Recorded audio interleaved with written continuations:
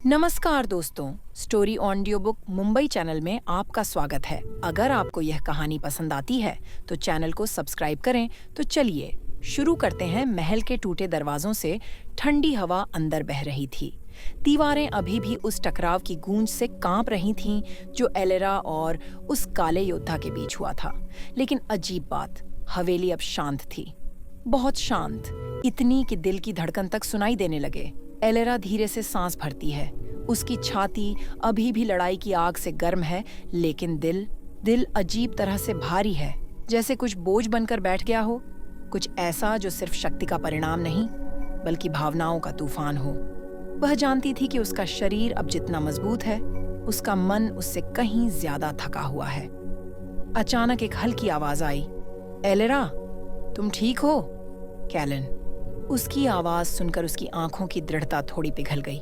कितना अजीब था, इतनी शक्तियां, इतनी आग, इतना अंधकार, लेकिन एक फेमिलियर आवाज अभी भी उसके अंदर की किसी छिपी दरार को छू सकती थी।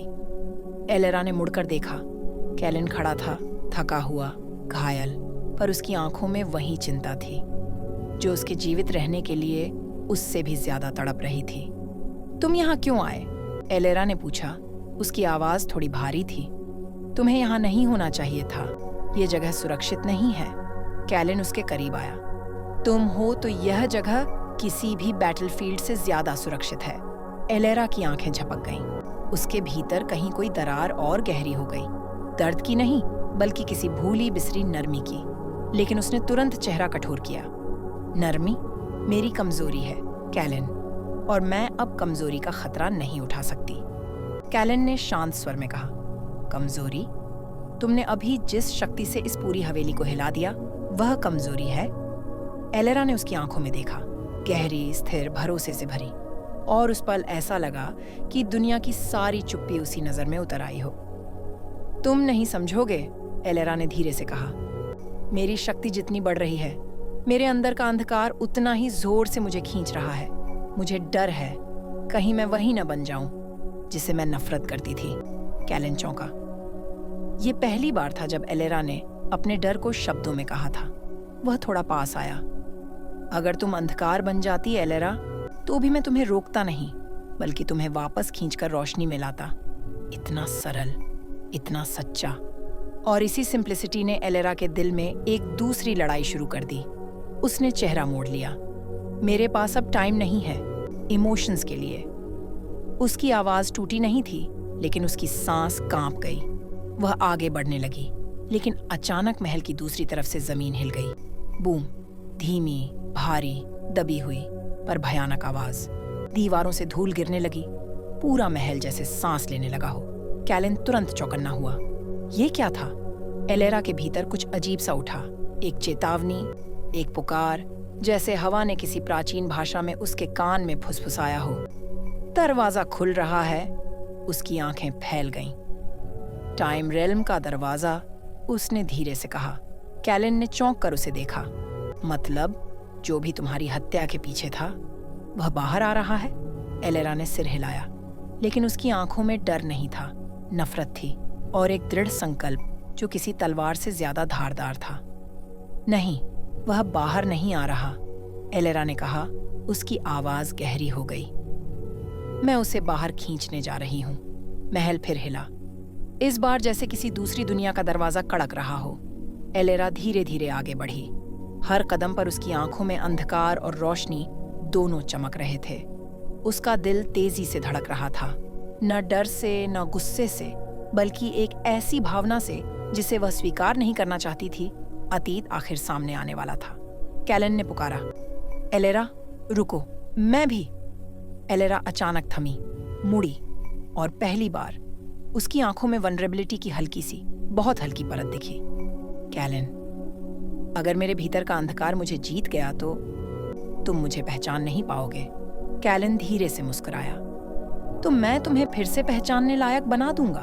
वह रुक गई। एक पल के लिए उसकी सांस अटक गई, लेकिन उसने कुछ नहीं कहा, सिर्फ मुड़ी और तेज कदमों से उस गूंजती अंधेरी दिशा में चल पड़ी, जहां टाइम रेल्म का दरवाजा खुल रहा था और दुनिया बदलने वाली थी। टाइम रेल्म का दरवाजा खुलकर कौन सी भयावह शक्ति बाहर लाएगा?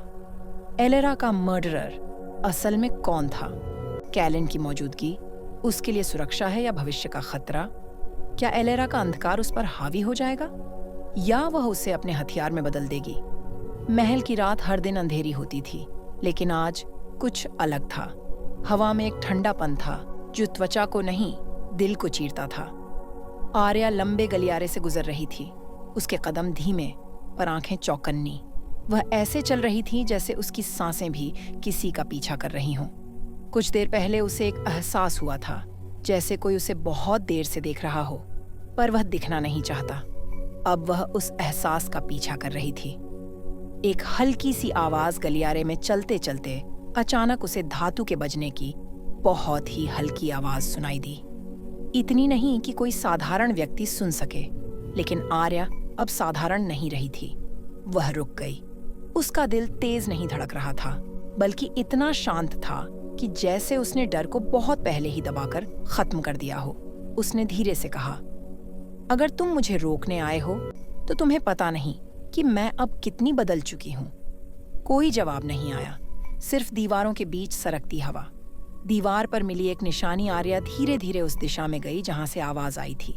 दीवार के पास जाकर झुकी। वहां एक बहुत ताजा खरोंच थी, किसी कपड़े या हथियार की। उसने उंगलियां उस खरोंच पर फिराईं। ठंडी थी, पर खरोंच में एक तेजी थी जो बताती थी कि जो भी यहाँ था वह भागते हुए दीवार से टकरा गया होगा। आर्या की आंखें गहरी हो गईं। तो वह मुझसे डरता है, यह सोचकर उसके दिल में एक अजीब सी मुस्कान आई। एक शांत, मजबूत, खतरनाक मुस्कान। पुराने कमरे का राज वह आगे बढ़ती गई और एक पुराने दरवाजे के सामने रुकी। यह कमरा हमेशा बंद रखा जाता था, कई सालों से, लेकिन आज दरवाजा थोड़ा खुला था। आर्या ने धीरे से उसे धकेला। दरवाजा छीं छीं करता खुला। कमरा अंधेरा था, पर खाली नहीं। फर्श पर एक छोटा सा मोती पड़ा था, गहरा नीला, महल के उच्च रैंक वाले लोगों की पोशाकों पर इस्तेमाल होने वाला। आर्या ने उसे उठाया। उसकी उंगलियां ठंडी पड़ गईं। तो मेरा दुश्मन मेरे ही महल का कोई है। यह सोचते ही उसकी सांसें बदल गईं, धीमी, गहरी और खामोश। अब वह किसी का पीछा नहीं कर रही थी, अब वह सच्चाई का पीछा कर रही थी। खिड़की के बाहर वह खिड़की के पास गई। आंगन में हल्की धुंध फैली थी, लेकिन धुंध में एक परछाई बहुत साफ चल रही थी। काला चोगा, कदम बहुत हल्के, जैसे वह अंधेरे में घुला हो। आर्या की आंखें उस पर टिक गईं। उसके हाथ की मुट्ठी कस गई, पर चेहरे पर कोई घबराहट नहीं, सिर्फ एक जिद। तुम वही हो जिसने मुझे खत्म करने की कोशिश की थी। उसकी आवाज एक फुसफुसाहट थी, पर इतनी ठंडी कि बादल भी सुनते। उसकी नई ताकत वह खिड़की से पीछे हटी। उसके चेहरे पर वह मासूमियत नहीं थी जो कभी उसकी पहचान थी। अब उसकी पहचान थी उसकी हिम्मत, उसकी जिद, उसकी सच को पकड़ लेने की आग। वह बिल्कुल शांत स्वर में बोली, तुम जहां भी जाओगे मैं पहुंचूंगी, क्योंकि अब मैं वही कमजोर लड़की नहीं जिसे तुमने दबाने की कोशिश की थी। उसकी आंखें चमकी। अंदर तूफान था, पर बाहर पूरी खामोशी। क्या वह परछाई अब सामने आएगी? क्या आर्या सच में अपना बदला पूरा करेगी? रात गहरी हो गई थी, लेकिन महल की दीवारें जैसे किसी अदृश्य धड़कन से भरी हुई थीं। हर तरफ सन्नाटा था, पर ऐसा सन्नाटा जो किसी तूफान से ठीक पहले आता है। आर्या उस पुराने कमरे से निकलकर गलियारे में बहुत धीरे धीरे चल रही थी। उसका चेहरा शांत था, लेकिन उसकी आंखों के भीतर तूफान बढ़ता जा रहा था। उसने पहली बार महसूस किया, वह परछाई आज उसे सामने से चुनौती दे रही है। महल की छत पर एक हलचल आर्या अचानक रुक गई। ऊपर, बहुत ऊपर, महल की सबसे ऊंची छत पर एक चीज हिली। कोई सामान्य व्यक्ति यह आवाज सुन ही नहीं सकता था, लेकिन आर्या की इंद्रियां अब मनुष्य जैसी नहीं रहीं। उसने ऊपर की ओर देखा। अंधेरे में एक परछाई थी, लंबी, शांत और बिल्कुल स्थिर। उसकी सांस रुक गई। वह परछाई उसे देख रही थी, लेकिन जैसे ही आर्या ने एक कदम आगे बढ़ाया, वह परछाई भाग पड़ी। आर्या की आंखें आग जैसी चमक उठी। भागो, जितना भाग सकते हो, अब मैं तुम्हें ढूंढ कर ही रहूंगी। दौड़ जो सिर्फ शरीर नहीं, आत्मा की थी। आर्या तेजी से सीढ़ियां चढ़ी। उसके पैर फर्श को मुश्किल से छू रहे थे, जैसे हवा उसे उठा रही हो। उसके भीतर का दूसरा तेज हिस्सा जाग चुका था, पर वह उस पर नियंत्रण भी रख रही थी। सीढ़ियों से ऊपर पहुंचकर वह महल की छत पर आ गई। हवा बहुत तेज थी, पर उससे भी तेज था उस छाया का डर। छत पर कुछ नहीं था, पर उस छत के कोने में एक छोटा सा चमकता धातु का टुकड़ा पड़ा था। आर्या उसे उठाती है। यह काले इस्पात से बना एक छोटा सा बटन था, जो सिर्फ महल के राजरक्षकों की गुप्त पोशाक पर लगता था। आर्या की उंगलियां एकदम ठंडी हो गईं। तो यह कोई बाहरी दुश्मन नहीं, यह कोई अपना है। उसकी सांस गहरी हो गई। दिल में क्रोध नहीं, बल्कि एक सन्नाटा उतर गया। एक आवाज बहुत पास से अचानक पीछे से बहुत हल्की फुसफुसाहट आई। तुम बहुत बदल गई हो आर्या। आर्या ने बिना घूमे जवाब दिया। उसकी आवाज में बर्फ थी। और तुम अब भी परछाइयों में छिपकर चलते हो। कौन हो तुम? कुछ पल सन्नाटा रहा। फिर वह आवाज हंसी, एक धीमी नुकीली हंसी। नाम की क्या जरूरत है आर्या, तुम मुझे जल्द ही पहचान लोगी। आर्या घूमी, पर वहां कोई नहीं था, सिर्फ हवा हिल रही थी। जमीन पर छूटा हुआ एक संकेत। जैसे ही वह पीछे बढ़ी, उसके पैर से किसी चीज ने टक्कर खाई। वह झुककर उसे उठाती है। एक कागज का टुकड़ा, बहुत पुराना, जैसे किसी किताब से फाड़ा गया हो। उस पर सिर्फ एक शब्द लिखा था, अकस्मात। संस्कृत में अचानक, मृत्यु या शत्रु की उपस्थिति का संकेत। आर्या की उंगलियां कांपे बिना ठंडी हो गईं। तो यह व्यक्ति सिर्फ दुश्मन नहीं, यह कोई ऐसा है जो मुझे बहुत पहले से जानता है। महल का दिल कांपने लगा। वह नीचे लौटने लगी। हर कदम पर उसे महसूस हुआ कि महल उसके चारों ओर सिकुड़ रहा है, जैसे उसकी दीवारें उसे कई राज छुपा कर देख रही हों। जब वह महल के मुख्य गलियारे में पहुंची, एक नौकरानी घबराई हुई उसके पास आई। राजकुमारी, महल में किसी ने रात में मुख्य दरवाजे के पास खून से निशान बनाया है। आर्या एकदम शांत हो गई। उसने पूछा, कैसा निशान?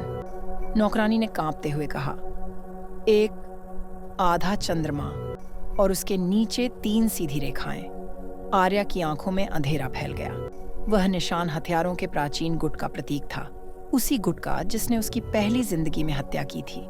उसकी मुट्ठी कस गई। तो वे लौट आए हैं?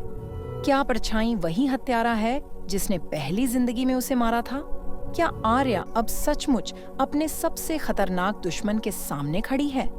अगर आपको अगला एपिसोड चाहिए तो लाइक करें, कमेंट करें और चैनल को सब्सक्राइब करें।